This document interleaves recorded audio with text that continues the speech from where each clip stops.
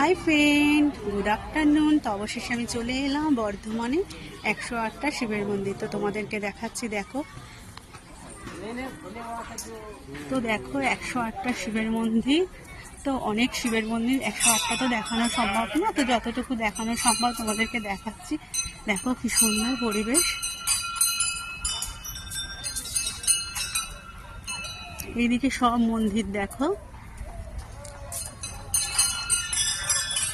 ওই যে আমার বরমশাই দাঁড়িয়ে আছে।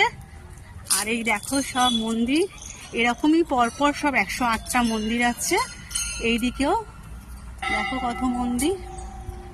এইদিকে এই দেখো, প্রতিটা জায়গায় একই শিবের লিঙ্গ আছে, কিন্তু 108টা। তো তোমাদের একটাই লিঙ্গ দেখাচ্ছে, দেখো।